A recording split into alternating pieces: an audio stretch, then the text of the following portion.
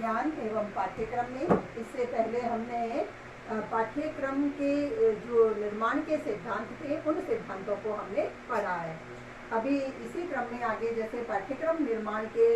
जो सोपान हैं, एक तरह से वो तो सिद्धांत थे, इन सिद्धांतों के आधार पर हमें पाठ्यक्रम का निर्धारण करना है। फिर पाठ्यक्रम को निर्धारित करने के लिए किन सोपानों के मध्य से गुजरना होता है या किन सोपानों की प्रक्रिया के दौरान पाठ्यक्रम का निर्धारण हो पाता है, तो उन सोपानों का हम अध्ययन कर लेते हैं। पाठ्यक्रम के निर्माण के सोपान, इन्हें हम पाठ्यक्रम निर्माण की प्रक्रिया के नाम से भी बोल सकते हैं। और इस तरह से प्रश्न पूछा जाता है तो भी हम इन्हीं सिद्धांतों को जो भी यहाँ हम लिख रहे हैं उन्हीं में लिख कर बताएंगे। पाठ्यक्रम निर्माण के सोपान।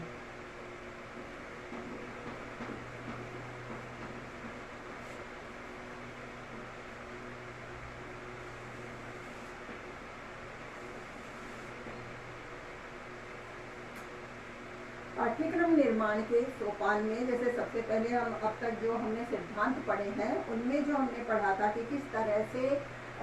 एक तरह से शिक्षा अपने लक्ष्यों को निर्धारित करती है, अपने उद्देश्यों को निर्धारित करती है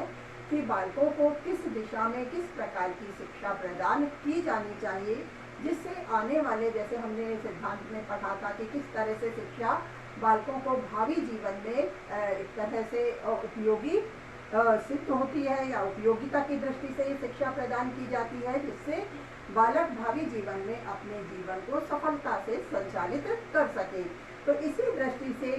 उसी तरह की शिक्षा को प्राप्त करने का मुख्य साधन जैसे कि पाठ्यक्रम ही है। पाठ्यक्रम के माध्यम से ही हम उस शिक्षा के आधारभूत जो भी उद्देश्य हैं उनको पूरा करने में एक तरह से समर्थ हो पाते हैं, और इसीलिए हमने पाठ्यक्रम को रखा है। और अब पाठ्यक्रम का निर्माण किन आधारों पर किया जाता है, किन सिद्धांतों पर किया जाता है, वो हमने पढ़ ही लिए हैं कि किस तरह से भावी जीवन में उपयोगी होना चाहिए,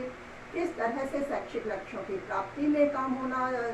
सहायक होना चाहिए, किस तरह से उपयोगिता में भी उसका योगदान होना चाहिए, मनोवैज्ञानिकता का भी उसमें ध्यान रखा जाना चाहिए, किस तरह से जैसे कि जो अनुभव है विद्वानों के, कई सारे महापुरुष भी हैं, कई जो विद्वान हैं जिनके विचार बहुत आवश्यक होते हैं, जैसे कि बालकों को उनके विचारों से अवगत करवाना, उनके अनुभवों से अवगत करवाना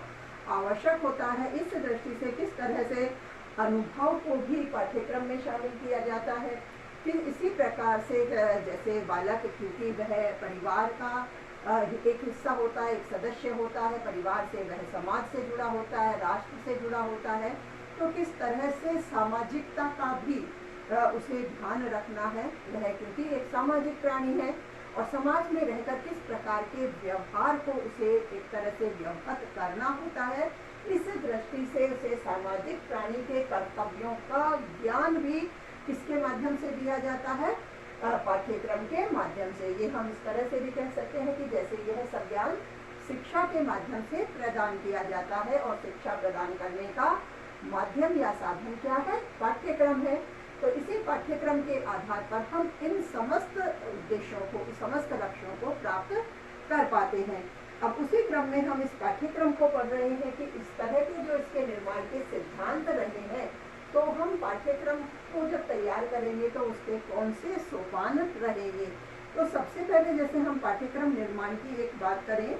कि किस तरह से सबसे पहले पाठ्यक्रम निर्माण के समय हमारी क्या आवश्यकताएं हैं, यानी इन चीज़ों का हम ध्यान रखें उनका कि किस तरह से कि हमारी कोई शैक्षिक आवश्यकता है कि कौन सी शैक्षिक आवश्यकताओं की पूर्ति हमें करनी है, उसका ध्यान रखकर हमें सबसे पहले पाठ्यक्रम के बारे में विचार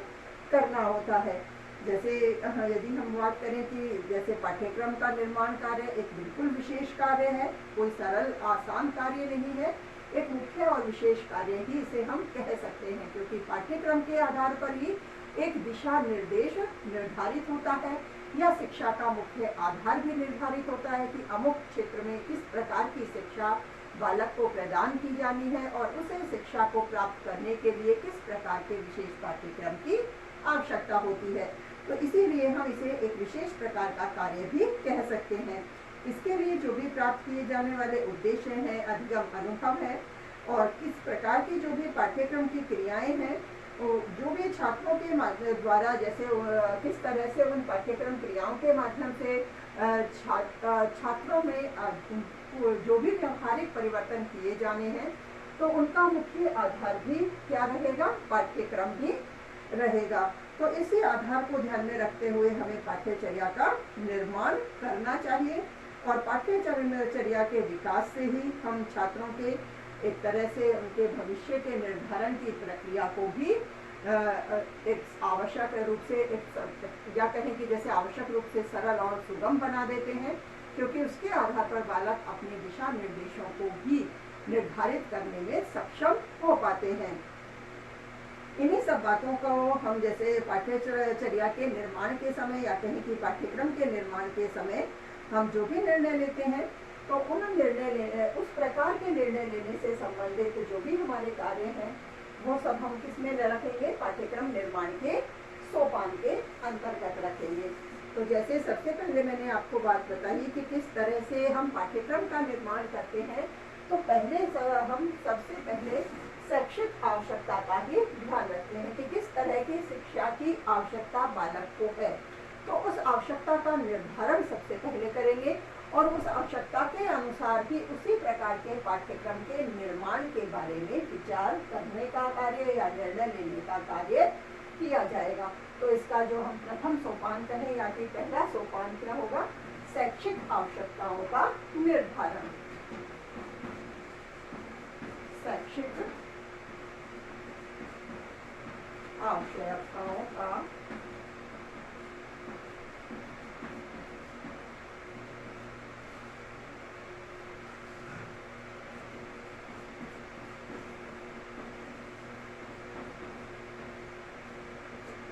निर्धारण।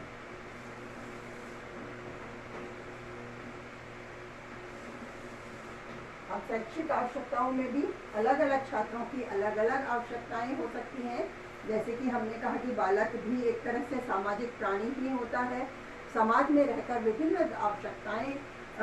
उसे भी पूरी करनी होती हैं, विभिन्न प्रकार की आवश्यकताओं से वह जुड़ा होता है। तो पाठ्यचर्या का निर्धारण करते समय हमें इस प्रकार से छात्रों की आवश्यकताओं का ध्यान रखना चाहिए, क्योंकि सभी छात्रों की आवश्यकताएं भिन्न भिन्न होती है, और एक तरह से आवश्यकताएं भी भिन्न भिन्न होती हैं। और एक और पॉइंट हमने पढ़ा था व्यक्तिगत विभिन्नता का, क्योंकि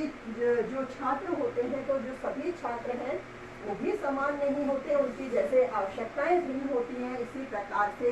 उनकी व्यक्तिगत विभिन्नताएं भी अलग अलग होती हैं। और किस क्षेत्र में कौन सा विद्यार्थी कौन सी उचित उपलब्धि प्राप्त कर सकता है, इस आधार को भी ध्यान में रखते हुए पाठ्यक्रम का निर्धारण किया जाता है। इसीलिए पहले यह सुनिश्चित कर लेना चाहिए कि किस तरह के विद्यार्थियों के लिए किस तरह के पाठ्यक्रम की आवश्यकता होती है। तो इसीलिए शैक्षिक आवश्यकताओं की कि किस तरह के बालकों को किस तरह की आवश्यकताओं की एक तरह से आवश्यकताएं हैं, तो उनका ध्यान में रखते हुए हमें पाठ्यक्रम का निर्माण करना चाहिए। इसीलिए जो भी निर्माण करता है, उनको जो लक्षित छात्र हैं, जिन छात्रों के लक्षित छात्र से अर्थात जिन छात्रों को लक्ष्य में रखकर पाठ्यक्रम का निर्धारण किया जा रहा है, तो ऐसे लक्षित छात्रों को उनको पहचानना चाहिए, और उनकी एक तरह से कोई प्रोफाइल भी तैयार की जानी चाहिए कि किस तरह की इनकी आवश्यकताएं हैं, और इन आवश्यकताओं को पूरा किस तरह से किया जाना अपेक्षित हो सकता है, और उसी आधार पर हमें पाठ्यक्रम का निर्माण करना चाहिए। इसी क्रम में जैसे हम दूसरे पाठ्यक्रम के सोपान की बात करें, तो किस तरह से जैसे शैक्षिक उद्देश्य हैं, किस तरह के जैसे बालक के जो शैक्षिक उद्देश्य हैं, उसके भी कोई ना कोई उद्देश्य होते हैं। जैसे हमने कहा कि छात्र अलग अलग होते हैं, उनकी आवश्यकताएं भिन्न भिन्न होती हैं, व्यक्तिगत रूप से भी बालक भिन्न भिन्न होते हैं, तो इसी तरह के उनके उद्देश्य हैं छात्रों के, तो वो उद्देश्य भी अलग हो सकते हैं। तो इसी दृष्टि को ध्यान में रखते हुए हमें पाठ्यक्रम निर्माण की प्रक्रिया में एक सोपान यह भी रखना होता है कि हम शैक्षिक उद्देश्यों का निर्धारण करें कि किस तरह के शैक्षिक उद्देश्यों की पूर्ति बालकों के द्वारा की जानी है, बालकों से हमें किस तरह के उद्देश्यों को पूर्ण करवाना है, तो उसी आधार पर पाठ्यक्रम का निर्माण भी किया जाना चाहिए। तो जो दूसरा हमारा सोपान है शैक्षिक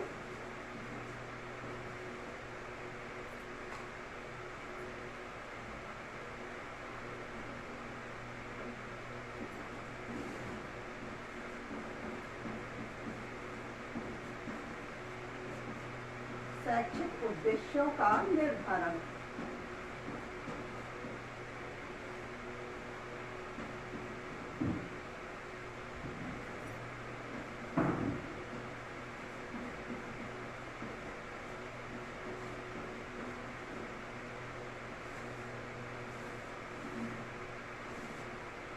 जैसे हमने पहले इसमें शैक्षिक आवश्यकताओं की बात की थी कि किस तरह से हम उनकी प्रोफाइल भी तैयार कर लेते हैं, छात्रों के जो इस तरह के हमने छात्रों को लक्ष्य में रखा है उन लक्षित छात्रों की प्रोफाइल तैयार करते हैं, उन्हें पहचान लेते हैं। उसका भी एक आधार ये हो जाता है कि किस तरह से हम सर्वेक्षण कर सकेंगे, सर्वेक्षण के माध्यम से भी या फिर सर्वेक्षण के माध्यम से आंकड़ों को एकत्रित करके भी उनकी जो शैक्षिक आवश्यकताएं हैं उनका निर्धारण कर सकते हैं और उसी के आधार पर हम अपने पाठ्यक्रम के निर्माण के लिए जो भी निर्णय लिया जाना है उस निर्णय की ओर आगे बढ़ते हैं। इसी क्रम में हम शैक्षिक उद्देश्यों का भी निर्धारण करते हैं, क्योंकि छात्रों की शैक्षिक आवश्यकताओं को जब हमने ज्ञात कर लिया है, पहचान लिया है, उसके बाद हम उनके उद्देश्यों का निर्धारण करते हैं, क्योंकि उद्देश्य निर्धारित करने का प्रयोजन भी पाठ्यचर्या की या कहें कि पाठ्यक्रम निर्माण की एक प्रमुख भूमिका में रखा जाता है। तो इसमें भी जैसे हम उद्देश्यों का जो निर्धारण करते हैं उसमें जो भी हमारी अपेक्षित विशिष्ट उपलब्धियां हैं, जो हम चाहते हैं, जो विशिष्ट उपलब्धियां बालकों के माध्यम से हमें प्राप्त करनी है या बालकों को प्राप्त करवानी है, उन विशिष्ट उपलब्धियों को ध्यान में रखते हुए शैक्षिक उद्देश्यों का निर्धारण किया जाना चाहिए। इसमें भी हमें एक तरह से सबसे पहले जैसे हम कहें मिलान की प्रक्रिया अपनानी चाहिए। इसमें जैसे इसके क्रम में भी मिलान की बात करें हम कि किस प्रकार से जैसे शैक्षिक उद्देश्यों का निर्धारण करते समय निर्माणकर्ता जो भी पाठ्यक्रम को निर्मित कर रहे हैं उन निर्माणकर्ताओं को इस बात का मिलान कर लेना चाहिए कि जिन उद्देश्यों को वह निर्धारित कर रहा है वे विस्तृत लक्ष्य के जो भी उसके स्रोत हैं उनसे संबंधित है अथवा नहीं है। जैसे हम बात करें कि एक शिक्षक है वह प्रकरण के अंत में छात्रों को प्रकरण से संबंधित किसी न किसी प्रकार से वह प्रश्न पूछता है, जिससे कि वह यह पता कर लेता है कि किस तरह से उसने जो विषय वस्तु या जो भी प्रकरण बालकों को पढ़ाया है उसमें से बालक कितना ग्रहण कर पाए हैं या उसके लक्ष्य या उसके जो भी उसके उद्देश्य हैं उनकी प्राप्ति कितनी हो पाई है। तो जिस तरह के उद्देश्यों का निर्धारण उसने किया है, क्या उनके उद्देश्यों की पूर्ति हो रही है अथवा नहीं हो रही है। तो इस क्रम में भी हमें जैसे कि जो निर्माण करता है वह अपना उद्देश्य निर्धारित करके इस प्रकार की मिलान प्रक्रिया उसे कर लेनी चाहिए कि वह अपने उद्देश्यों की प्राप्ति कर पा रहा है अथवा नहीं कर पा रहा है। इसी तरह से दूसरी प्रक्रिया इसमें उत्कर्ष की।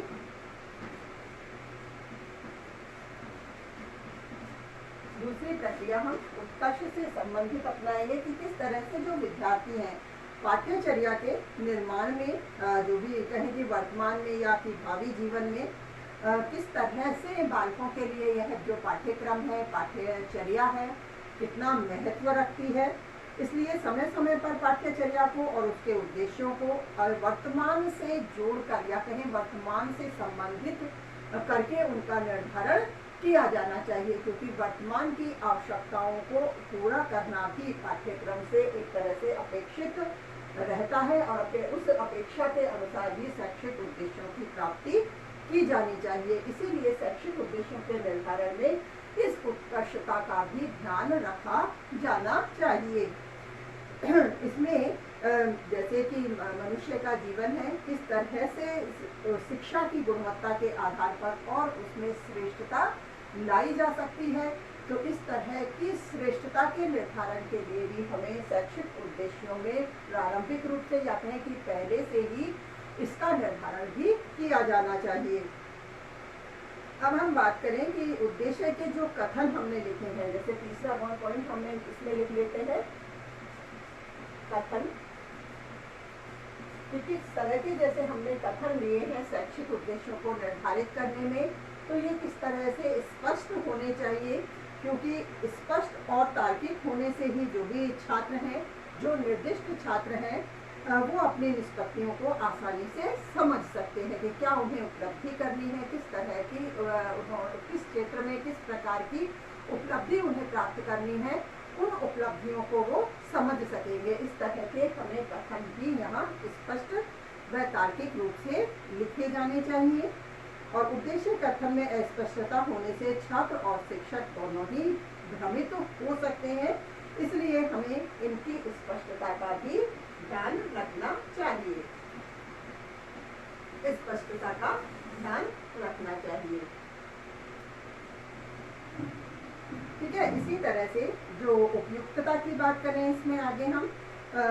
जैसे जो शैक्षिक उद्देश्य है तो किस तरह से उन्हें उपयुक्तता उन्हें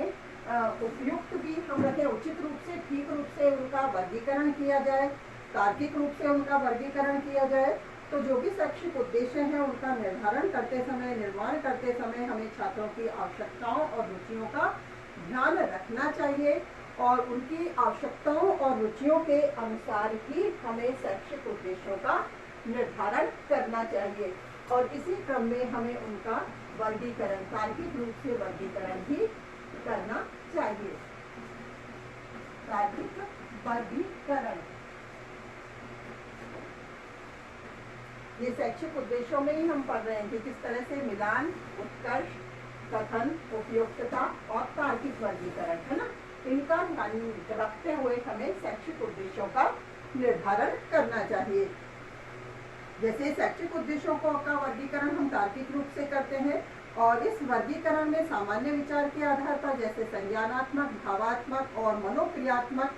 इनका भी हमें ध्यान रखना चाहिए। इनके आधार पर ही हमें उद्देश्यों का उपयुक्त वर्गीकरण करना चाहिए और जिससे कि जो विषय वस्तु हमने निर्धारित की है उसमें हम मूल्यांकन करें तो मूल्यांकन की दृष्टि से एक सार्थक और योजनाबद्ध पाठ्यचर्या विकसित करने में हम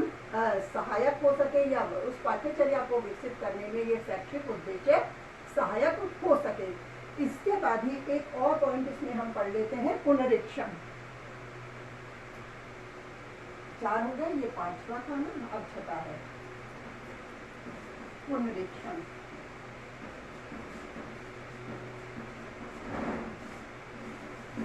जैसे कि हमने तार्किक वर्गीकरण कर लिया है, किस तरह से उद्देश्यों का हमको संज्ञात्मक, भावात्मक रूप से, क्रियात्मक रूप से निर्धारण करना है, फिर उन उद्देश्यों की प्राप्ति हम कितनी कर पा रहे हैं इसका मूल्यांकन करने के लिए हमें पुनरीक्षण भी, कि किस तरह से इन उद्देश्यों का मूल्यांकन किया जाना है। तो इस तरह से हमें इसमें पुनरीक्षण का भी ध्यान रखना चाहिए।